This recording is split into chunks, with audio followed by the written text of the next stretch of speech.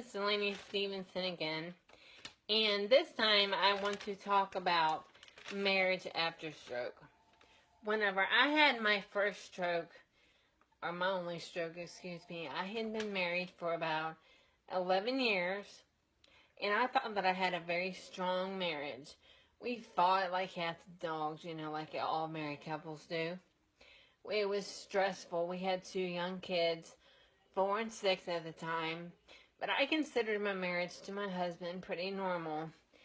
And like all mothers do, and wives do, I worried because I wondered if one day I wound up breaking my leg or breaking my ankle, would my husband be able to pick up the slack and take care of the kids and the house and all that stuff? It was always something that was running through my mind. So whenever I had the stroke, it was such a shock to all of us. We didn't really know what role we were all playing and where the kids were going to be and all that. So all that had to be figured out.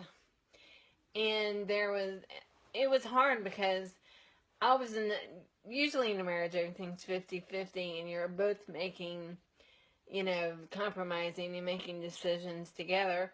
But this time I had no say in anything, literally. And I think my husband was happy that I couldn't talk there for a little while, but he won't admit it. But he and others in the family were talking about things like finances and where the kids were going to stay and stuff. And I heard these conversations, but I could not join in and communicate what I thought was going to happen. Everything turned out to be okay. Everybody took care of everything in the way it was supposed to be. But that was very, very challenging. Whenever I could tell him whenever I was able to talk, we talked for hours. I mean, my throat got so sore from not using it for so long. It was like he was glad that he got his companion back, his partner back, and he was able to tell me his thoughts, his fears, what he was going through his mind whenever I first had the stroke. Because he wasn't really ready to share all that with me at the beginning. And I told him that he could actually leave me for a more able-bodied woman. We still didn't know how far I was going to get at this point. Somebody who could go hunting and fishing with him and take care of the kids and take them to places and do stuff.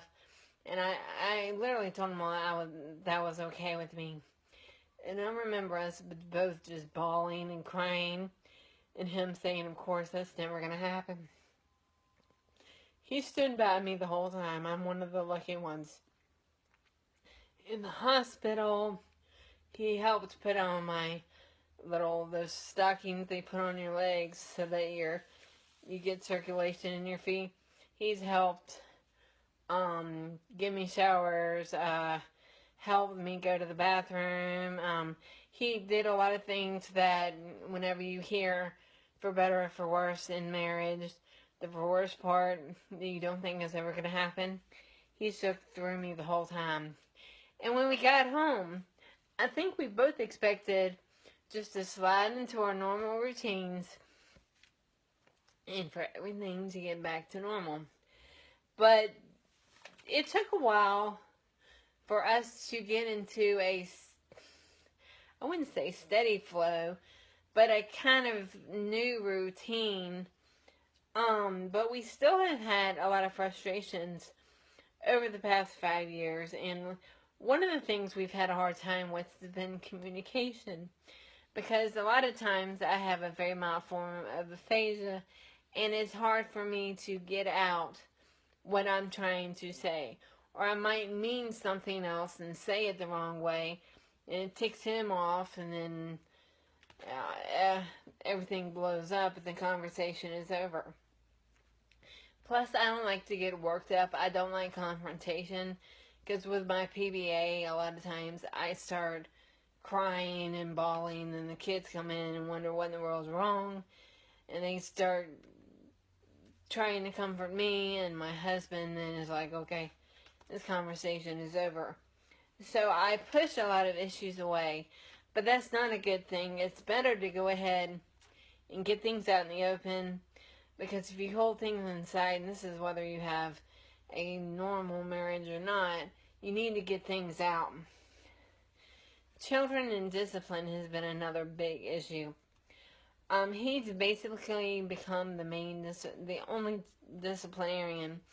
Again, because of my PBA, a lot of times I'm laughing when I should be correcting, or crying and the kids didn't mean to say something in the tone that they said it in. And the kids love me. I mean, I'm not doubting that at all, but they know, well, I can do whatever in the heck I want to do when I'm the mom, because she's not going to be able to get over here and do anything about it anyways. So that puts a lot of stress on him, because when he comes home from work, he wants to decompress from the day, and I meet him at the front door with, well, guess what happened today, and then tell him all the issues with the kids and stuff. So that's kind of caused a little bit of friction, because he's had to take on more roles than what he was used to. So that's something that's taken a while for us to get a handle on. And the other thing is the future. I, giving a second chance at life, appreciate every day. That doesn't mean I'm in the greatest of moods every day, but I am happy that I'm here. I am glad that I'm here.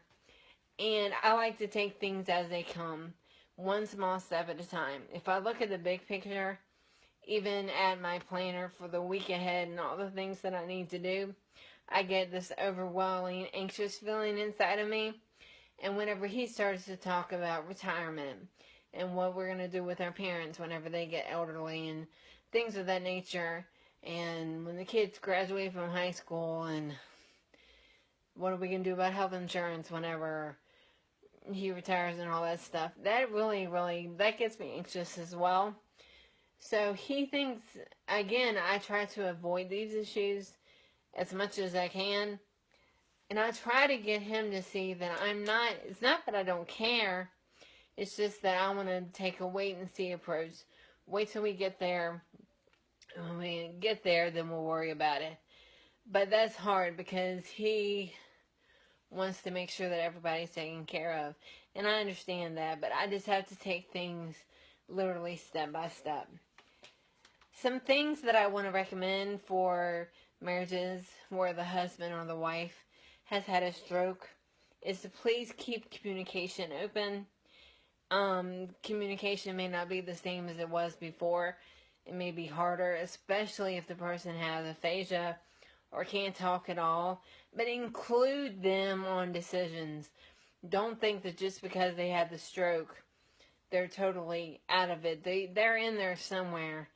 And at least make them feel like they are a part of the marriage process. You're still there for them. Include them on the big issues, and that will mean a lot. Do things together. My husband has forced me to go out and get on the boat and go fishing with him. It's been an adventure, but we've done it. I've ridden the four-wheeler with him in the little trailer that he has that he pulls behind it, and he gets me out. It forces me to get outside and just do things together. Maybe things that you don't feel comfortable doing, but again, being a stroke survivor, a lot of times you've got to do things that gets you out of your comfort zone. Another thing is seek counseling. Men sometimes are not for it or don't believe in it, but I really think that a counseling for both the stroke survivor and the caregiver are needed in order to get things out in the open, and it may help with some communication issues. And as a stroke survivor, we need to understand that our caregivers' world changed too. They were used to the old you, and they are getting now used to the new you. So they are going through a lot, and we have to understand that just as we have to adapt to our lives, they have to adapt to their new lives too. So this is just my advice on marriage after stroke. take it or to leave it, but these are things that I found that have helped me out in my marriage over the past 5 years. We celebrated 15 years back in November. Well, peace out. Y'all have a good evening, and I'll talk to you later.